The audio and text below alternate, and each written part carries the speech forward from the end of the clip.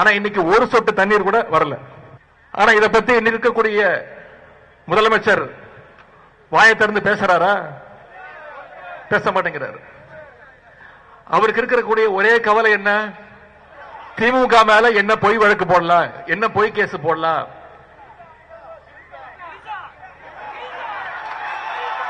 எங்க தண்ணி வருதோ இல்ல அங்க தண்ணி வரணும். காவிரி சொன்ன எங்களுக்கு கோடங்கியின் அன்பு வணக்கம். உதயநிதியை கைது செய்வதற்காக நீலாங்கரையில் உள்ள அவருடைய வீட்டுக்கு தமிழ்நாடு காவல்துறை, தஞ்சாவூர்ல இருந்து ஒரு 4 போலீஸ், அப்புறம் சென்னை மாநகர கமிஷனர் அமல்ராஜ் உட்பட எல்லாருமே பெரிய போலீஸ் படை, கிட்டத்தட்ட ஒரு 100 போலீஸ் படையை அங்கே இறக்கியிருக்காங்க. உதயநிதி எதிர்க்கட்சி தலைவராக இருக்கிறார். அவரை கைது செய்ய வேண்டிய அவசியம் என்ன? எதற்காக கைது செய்ய போறாங்கன்னா, நேற்றைக்கு தஞ்சாவூர்ல ஒரு கூட்டம், விவசாயிகளுக்கு ஆதரவாக விவசாயிகளுக்கு தண்ணி திறந்து விடாம தாவேக அரசாங்கம் அதில் விளையாட்டு காட்டிக்கிட்டு இருக்கு, அது சரியான நடவடிக்கை இல்லை, தண்ணீருக்காக அவர்கள் போராடவே இல்லை தாவேகா அப்படின்னு சொல்லி விவசாயிகளுக்கு ஆதரவாக நிலைப்பாட்டை எடுத்து திமுக அங்கே ஒரு பெரிய ஆர்ப்பாட்டத்துக்கு அழைப்பு விடுத்தது. நிச்சயமாக ஆர்ப்பாட்டம் செய்யும் போதே கண்டிப்பாக ஏதாவது ஒரு விஷயத்தை பேசுவார்கள். அதை வைத்து இவர்கள் ஒரு பொய்யை பரப்பி அந்த ஆர்ப்பாட்டத்தில் கலந்து கொண்ட எல்லார் மேலும் வழக்கு போடுவதற்கு வாய்ப்பு இருக்கிறது அப்படின்னு சொல்லி நம்ம எல்லாரும் எதிர்பார்த்தோம். நான் 2 வீடியோக்கு முன்னாடி ஒரு வீடியோ போட்டுருந்தா கூட திமுகவினரை கைது செய்ய போலீஸ் ஆளா பறக்குது அப்படின்னு தான் டைட்டிலே போட்டிருப்பேன். நீங்கள் பார்த்துருப்பீங்க. அதை என்ன காரணம்னா, நாளைக்கு சட்டமன்றம் தொடங்குகிறது. சட்டமன்றத்துக்குள்ள தாவேகா ஏதோ ஒரு பெரிய சதி திட்டத்தோடு காத்திருக்குறாங்க. ஏதோ ஒன்று பண்ண போறாங்க, அதாவது பொய் பரப்ப போறாங்க. அந்த பொய் பரப்பும் போது எதிர்கேள்வி எதுவும் வந்துடக்கூடாது. திமுகவினர் உள்ள இருந்தா தானே எதிர்கேள்விலாம் வரும். அப்போ முக்கியமான திமுக தலைவர்களை எல்லாம் கைது பண்ணிட்டா செந்தில் பாலாஜியே பிடிக்கிறதுக்கு ட்ரை பண்ணி தினந்தோறும் காலையில சாயங்காலம்னா அவர் நிபந்தனை ஜாமீன், மார்கண்டேனுக்கு நிபந்தனை ஜாமீன், இப்போ உதயநிதி ஸ்டாலினையும் கைது பண்றதுக்கு வந்துட்டாங்க. இப்போ நாளைக்கு அவர் சட்டமன்றத்தில் பேச வேண்டிய விஷயம் என்னன்னா, பார்ட்டி ஃபண்டு குறித்து அவர்கள் கண்டிப்பாக ஏதோ பேச போறாங்க. அதுக்கு எதிர்வினை ஆற்றிடக்கூடாதுன்றதுனால திமுகவை மடக்குவதற்காக, மடை மாற்றுவதற்காக அவர் என்ன பேசினாருன்றதை தாண்டி அதற்கு ஒரு ஆபாச அர்ச்சனையை கற்பித்து அதை முதல்ல பரப்பி விட்டதே நம்ம என் தம்பி ஜெகதீஷோட ரூட் மாஃபியாவுடைய திருட்டு தில்லாலங்கடி, அந்த காசு வாங்கிட்டு பேசக்கூடிய கூலிப்படை தான். அந்த இன்ஃப்ளூயன்சர்னு சொல்லப்படுகிற டுபாகூர்கள்லாம் சேர்ந்துக்கிட்டு ஏதோ கருணாநிதி பேசினாரு, ஸ்டாலின் பேசினாரு அப்படின்னு பொய் பரப்புறாங்க. இவனுங்க அவங்க சொன்ன விஷயத்தெல்லாம் மடம் மாற்றி அதில் ஒரு பெரிய அர்த்தத்தை கண்டுபிடிச்சு இன்னைக்கு காலையிலேருந்து நீங்க கடுமையான எதிர்வினை. திருமண பக்கம்லாம் உதயநிதி ஆபாசமா பேசிட்டாரு, உதயநிதி ஆபாசமா பேசிட்டாருன்னு பொய்ய பரப்பிட்டே இருக்கானுங்க. காவிரி தண்ணி பத்தி பேசினார், கீழேருந்து என்ன சத்தம் போட்டாங்கன்றது நீங்க அதை ஒரு நடிகை பேரை சொன்ன உடனே அந்த நடிகைக்கு குறித்து அவதூறா பேசிட்டாருன்னு. ஏன் கீழே 1000 பேர் 1000 சத்தம் போடுவான். இவர் என்ன பேசினாருன்றதுதான் முக்கியம். அப்ப அந்த இடத்துல அவர் பேசிய பேச்சு எல்லா ஊடகங்களும் நேரலை பண்ணாங்க. அதுல எங்கேயும் கட்டு எடிட்டு வெட்டு ஒட்டுலாம் கிடையாது. அவர் நேரா பேசின எல்லாமே தெளிவாக இருக்கிறது. அந்த எந்த அடிப்படையில் அவரை கைது பண்ணுவதற்கு வருவாங்கன்னா எங்களுக்கு அதெல்லாம் தெரியாது. அவர் அந்த கூட்டத்துல அந்த நடிகை பேர் வந்துருச்சு. இவர் அதற்கு நான் அதை சொல்லல, நான் இதை சொன்னேன்னு அவர் நக்கல் அடிச்சிட்டார். இரட்டை அர்த்த பேச்சு அப்படின்னு ஒரு பெரிய குண்டை தூக்கிட்டு இன்னைக்கு காலையிலே விடிஞ்சும் விடியாம அவர் நீலாங்கரை வீட்டு வாசல்ல போலீஸ் நின்றுச்சு.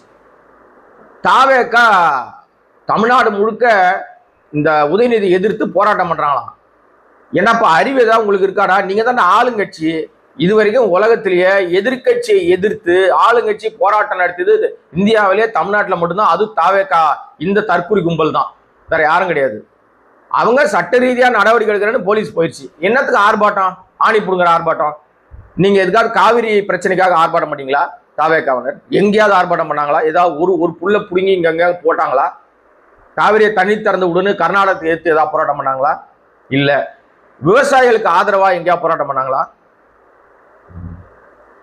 அந்த நீட் எதிர்த்து மாணவர்கள் கடுமையாக தாக்கப்பட்டார்களே, நாங்க நீட்டுக்கு ஆதரவா நீட்டுக்கு எதிர்த்து தான் நாங்களும் இருக்கோம் அப்படின்னு பேசிய எங்கேயாவது தாவேகா தற்கொலைகள் ஆர்ப்பாட்டம் பண்ணிச்சா?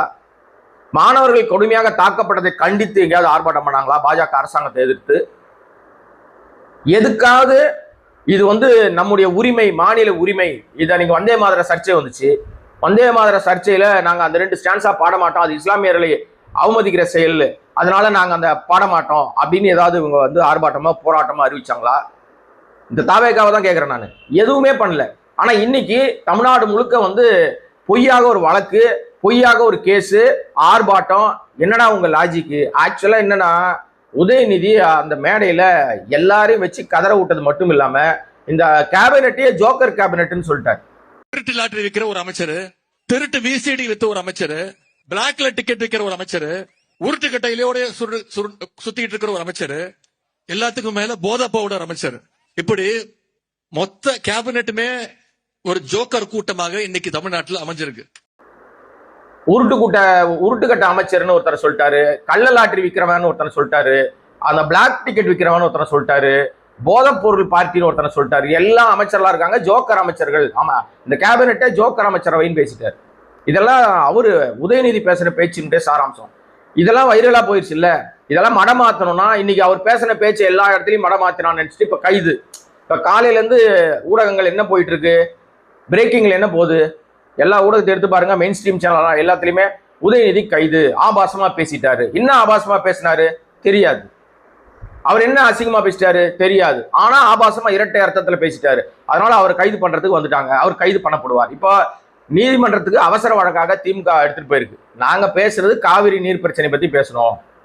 இவர்கள் வேண்டுமென்றே காழ்ப்புணர்ச்சியோட இந்த வழக்கை வந்து போட்டிருக்காங்க. நாளைக்கு சட்டமன்றம் கூடுகிறது, சட்டமன்றம் கூடும்போது நான் சட்டமன்றத்தில் இருக்கக்கூடாது என்பதற்காக இந்த வழக்கு என் மீது பதியப்படுகிறது.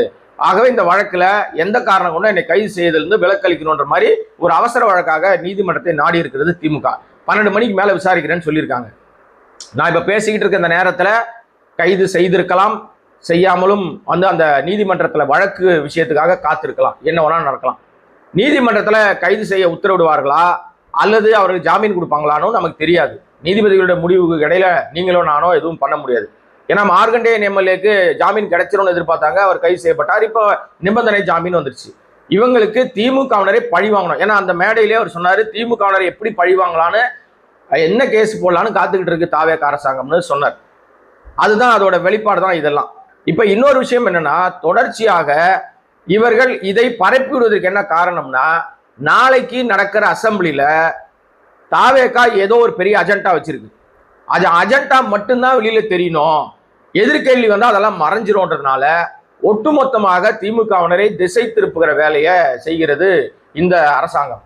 பிளஸ் ஊடகத்தை தன்னுடைய கையில வச்சுக்கிட்டு லட்ச லட்சமா காசை வாரி இறைச்சி இந்த இன்ஃப்ளூயன்சர்னு சொல்லப்படுகிற இந்த வாடகை வாயன்கள் எல்லாருக்கும் காசை கொடுத்து அவங்க பேசுற எல்லாம் பாருங்க பூரா பொய்யா பேசிட்டு திரிகிற அத்தனை பேருமே. ஏன்னா ஒரு ஆள் மேல கேஸே போட்டாங்க, இதுவரையும் கைதே பண்ணலங்க. அந்தால இந்த போலீஸ் லட்சணம் அப்படி இருக்கு.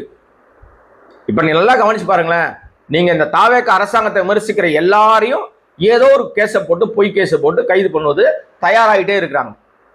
கவனமா பேச வேண்டிய கட்டாயத்துல இருந்தா கூட நீங்க என்னதான் கவனமா பேசினாலும் உங்களை நாங்க கைது பண்ணுவோம்னு போலீஸ் வந்து ஏதோ ஒரு மொட்டை காரணம் சொல்லி ஒரு பொய் காரணம் சொல்லி இப்ப கிளம்பி வந்திருக்காங்க பாருங்க. உதயநிதி ஸ்டாலின் அங்க பேசின பேச்சு, கீழே இருந்து வந்த சத்தம், அதற்கு அவர் சொன்ன பதில், இதுல எங்க அவதூறு வந்துச்சு? ஆனா வந்துச்சு, ஆமா அவதூறு தான் அது, அசிங்கமான இரட்டை அர்த்த வசனம்னு. காசு இருந்தா பொய் உலகம் சுத்தி வந்துடும் சொல்லுவாங்க, உண்மை ஊர் சுத்தி வர்றதுக்குள்ள பொய் உலகம் சுத்தி வந்துடும் சொல்லுவாங்கல்ல. அந்த மாதிரி பொய் பரப்புகிற அந்த ஊடகங்களை, பொய் பரப்புகிற ஒரு பிளான ரூட் மாஃபியா அந்த திருட்டு கும்பலும், வாய்ஸ் ஆஃப் காமன் சொல்லக்கூடிய திருட்டு கும்பல்லாம் சேர்ந்துக்கிட்டு எல்லாருக்கும் காசை கொடுத்து பொய்யை பரப்பி ஆட்சியை பிடிச்சிருக்காங்க. மீண்டும் அதே பொய் பரப்புற வேலையை மறுபடியும் தொடர்ந்து செஞ்சுட்டே இருக்காங்க. நடக்காத விஷயங்கள் நடக்காதா சொல்றாங்க. இவர் டெல்லிக்கே போகாத நம்ம முதலமைச்சர் டெல்லிக்கு போனாருன்னு போய் பரப்புறான். அதை பரப்பி விடுறது யாருன்னா நார்த் இந்தியா ஊடகங்கள். அது எவனா காசு கொடுக்குறான்னா இவன் வந்து கொடுக்குறான். உண்மையிலேயே இந்த ஜெகதீஷ் ரூட் மாஃபியா என் தம்பி ஜெகதீஷோட வங்கி கணக்கில் ஆய்வு பண்ணாலே பாதி பஞ்சாயத்து சிக்கிடும். இவன் யார் யாருக்கு எவ்வளவு பணம் கொடுத்துருக்கான். ஏன்னா வெளியூர்ல இருக்கிறவனுக்கு பணம் கொடுக்க முடியாது இல்லப்பா, ஜிபேல தானே அனுப்பணும், அக்கௌண்ட்ல தானே அனுப்பணும். பல வழக்கு போட்டு பல இது பேங்க் போட்டிருப்பானுங்க. ஊர்ல இருக்கிற பல 100 பேர் மூலமா இவனுக்கு அனுப்புவானுங்க. இங்க இருக்கிற பல வாடகை வாயனுங்க இவனுக்கு கொடுக்குற காசை வாங்கிட்டு வாய் பொழுதுகிட்டு பேசிட்டு இருக்கானுங்க. பேசுற பல பேர் மேல அவதூறு வழக்கு போட்டா கூட அவங்களை கைது பண்றது இல்லை. இதெல்லாம் திட்டமிட்டு எதிர்கட்சியை முடக்குகிற வேலை. இது மாதிரிதான் வந்து ஒரு காலகட்டத்தில் ஜெயலலிதா பண்ணாங்க. ஆனா கடைசியில அவங்களுக்கு என்ன ஆச்சு? மக்கள் நீங்க முடிவு பண்ணீங்க, அவ்வளவுதான். இது வந்து நான் பேசி முடிப்பதற்குள்ளாக என்ன வேணா நடந்திருக்கலாம். மீண்டும் என்ன நடக்குது அப்படின்றத நம்ம பொறுமையா பார்ப்போம். ஏன்னா காலையில இருந்து அங்க வந்து பெரும் கூட்டம் வந்துருச்சு. காவல்துறைக்கு அதிகப்படியான நெருக்கடி கொடுக்கப்படுகிறது. காவல்துறை திடீர்னு ஏன் இப்படி ஏவல் துறையா மாறி போய் ஆட்சி அதிகாரத்துக்கு பணிந்து போய் இவ்வளவு மோசமான நிலைமைக்கு காவல்துறை ஏன் வந்ததுன்னா, காவல்துறைய திமுக ஆட்சி காலத்துல ஒரு மட்டம் தட்டி ஒரு லெவல்ல தான் வச்சிருந்தாங்க. அவங்க ஆடவே முடியாது. திமுக எப்போ வந்தாலும் காவல்துறை வந்து கொஞ்சம் அடக்கி வாசிக்கும். அதிமுக வந்தா கொஞ்சம் ஆடுவாங்க, திமுக வந்தா மட்டம் தட்டி வைப்பாங்க. இப்போ அதிமுகவும் இல்லை திமுகவும் இல்லை, தாந்தோன்றித்தனமா நாங்க செய்யறதெல்லாம் சரின்னு நினைச்சு காவல்துறை நிறைய விஷயங்களை அவர்கள் அதிகாரத்தை கையில் எடுத்து பண்றாங்க. சட்டத்துக்கு விரோதமான செயலை தான் நிறைய செய்யறாங்க. சட்டப்படி எதுவுமே நடக்கிறது இல்லை. என்ன நடக்குது அப்படின்றத பொறுமையா பார்ப்போம் மக்களே. ஸோ இது எல்லாமே எதிர்கட்சியினரை பழிவாங்குகிற செயல். அடுத்தடுத்து நிறைய கைதுகளுக்கு வாய்ப்பு இருக்கு. நான் ஏற்கனவே முன்னாடி நம்ம சேனலை தொடர்ந்து பார்க்குற நிறைய பேருக்கு தெரியும், இந்த கைது ஸ்டாலின் வரைக்கும் நீளும்னு சொல்லியிருக்கிறேன். முன்னாடியே சொன்னேன் நான், ஏதாவது ஒரு காரணத்தை வச்சு உதயநிதி கைது பண்ணுவாங்க, ஏதோ ஒரு காரணத்தை வச்சு ஸ்டாலின் வரைக்கும் கைது நடவடிக்கை நீளும். கைது நடவடிக்கை போகும்போது ஸ்டாலினோ திமுகவோ போய் ஒன்றிய அரசாங்கத்துக்கு காலில் விழுவாங்க. அப்போ அவங்க திட்டத்தை சரிபார்த்து கொள்வதற்காக இந்த தாவேக்காவே பகடக்காயா ஒன்றிய அரசாங்கம் பாஜக அரசாங்கம் பயன்படுத்துது. இப்போ ஸ்டாலினை உதயநிதியை கைது பண்றதுக்கு அவர்களாலே முடியல. ஏன்னா அவங்க வந்து சனாதனம் குறித்து பேசும்போது இந்தியா முழுமைக்கும் பல வழக்குகள் போட்டாங்க. அப்ப கூட அவர் ஒண்ணுமே பண்ண முடியல. எல்லா வழக்குகள்லயும் அவர் வந்து ஜாமீன் பெற்றுக்கொண்டு அந்த வழக்கு நடந்துகிட்டு இருக்கு, சனாதனத்தை ஒழிப்பேன்னு பேசி. அப்ப ஒன்றும் பண்ண முடியல அவங்களால. இப்போ இந்த மாதிரி ஒரு சொத்த காரணத்தை வச்சு, உதவாக்கரை காரணத்தை வச்சு அவரை கைது செஞ்சா போய் இவங்க சரண்டர் ஆவாங்கன்னு எதிர்பார்க்கறாங்க. இதுதான் இதனுடைய பின்னணி வேலை வந்து என்னன்னா, நம்ம முதலமைச்சருக்கு வந்து தான் என்ற அகம்பாவும் ஆணவமும் அதிகமாயிடுச்சு. உருப்படியா நிர்வாகத்தை நடத்த சொன்னா அதை விட்டுட்டாரு. ரீல்ஸ் எடுக்கிற அமைச்சர்னு சொன்னா கோபம் வருது. ஆனா எடுக்கிறதெல்லாம் ரீல்ஸ் தான். பொய் பரப்பிட்டே இருக்கிறீங்களே, ஏதாவது உருப்படியா ஒரு வேலை செய்வீங்களான்னு கேட்டா கோபம் வருது. ஏன்னா செய்யறது பூரா பொய் தான் பரப்புறாங்க. ஸ்டிக்கர் ஓட்டுற முதலமைச்சரா இருக்கிறீங்களே, ஸ்டிக்கர் எல்லாம் உங்களுக்கு தேவையான்னு கேட்டா காரி துப்புற மாதிரி மக்களும் கேட்கறாங்க. இப்ப அவர் ஆய்வு பண்ண எல்லா விஷயங்களும் நேத்து கூட சொன்னார். கண்ணாடி தொழிற்சாலை ஆய்வு, அது திமுக கொண்டாந்து திட்டம். மெட்ரோவில் போனாரு, அது திமுக கொண்டாந்து திட்டம். மெட்ரோ மேம்பாலம் ஒண்ணு, அந்த மெட்ரோ ட்ராக் போறதுக்கான ஒரு 100 அடி உயரத்துல போய் ஆய்வு பண்ணார் இல்லையா, அப்படியே நகரத்தை சுத்தி பார்த்தார் இல்லையா, அதுவும் திமுக ஸ்டாலின் கொண்டாந்து திட்டம். ஆக எல்லா திட்டங்களும் ஸ்டாலினும் திமுக அரசாங்கம் கொண்டாந்து திட்டத்து மேல ஆய்வு நடத்துறன்ற பேர்ல ரீல்ஸ் போடுறத எல்லாரும் கேட்கதான் செய்வாங்க, பேசதான் செய்வாங்க. இதுக்கெல்லாம் வந்து நீங்க வந்து நான் எனக்கு அதிகாரம் இருக்குன்னு எல்லாரையும் கைது பண்ண ஆரம்பிச்சீங்கன்னா எல்லா நேரங்களிலுமே நீங்க நினைக்கிறதெல்லாம் நடந்துடாது முதலமைச்சர் சார். அது ரொம்ப அவதூறாக போய் மாறும். பார்ப்போம் நீதிமன்றம் என்ன உத்தரவிடுகிறது, நீதிமன்றம் என்ன வழிகாட்டுதல் சொல்லுது, என்ன நடக்குது. நாளைக்கு சட்டமன்றத்துக்கு உதயநிதி வருவாரா வரமாட்டாரா? ஏன்னா இவங்களுடைய திட்டம் என்னன்னா, தஞ்சாவூர் போலீஸ் இங்க வந்திருக்கு. தஞ்சாவூர் போலீஸ் இங்க வந்திருக்குன்னா என்ன அர்த்தம்? மீட்டிங் நடந்தது தஞ்சாவூர்.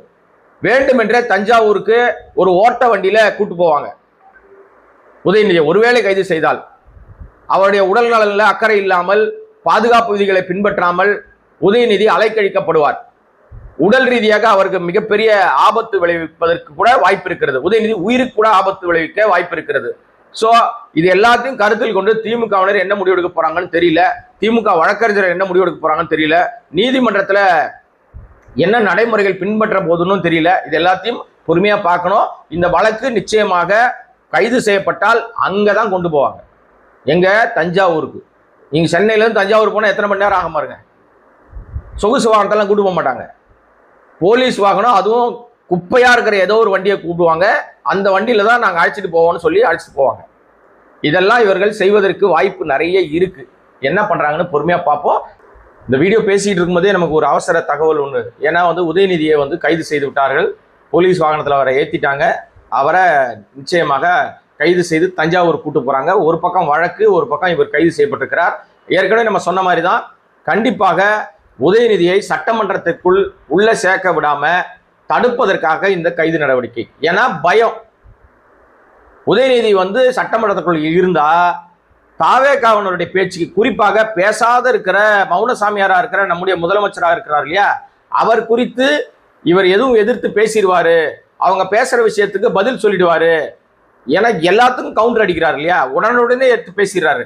அது பெரிய வைரலா போயிடுது. முதலமைச்சர் பேசுற பேச்சு எங்கேயும் எடுபட மாட்டேங்குதுன்றனால சட்டமன்றத்துக்குள்ளேயே வரவிடாம தடுப்பதற்காக இந்த சதி திட்டத்தை தீட்டி இருக்கிறது தாவேகா. கேவலமா இருக்கு, அவமானமா இருக்கு, அசிங்கமா இருக்கு. இந்த விசிலுக்கு ஓட்டு போட்ட ஜனங்க நீங்க தான் வந்து மெச்சிக்கணும் உங்க முதலமைச்சரோட லட்சணத்தை. ஏன்னா இது ஒரு ஆட்சியா? இது இது ஒரு ஆட்சியாங்க இது? இதுதான் வந்து நல்லாட்சி தர மாற்றத்துக்கான இதுவா? உங்களை எதிர்த்து பேசிட்டா, அவங்களுடைய செயல்பாடுகளை விமர்சித்தாலே இப்படி கைது என்று நீங்க கிளம்புனீங்கன்னா அது ரொம்ப நாளைக்கு நீடிக்காத. பாப்போம் என்ன நடக்குது அப்படின்றது. மீண்டும் சந்திக்கிறேன். நன்றி, வணக்கம்.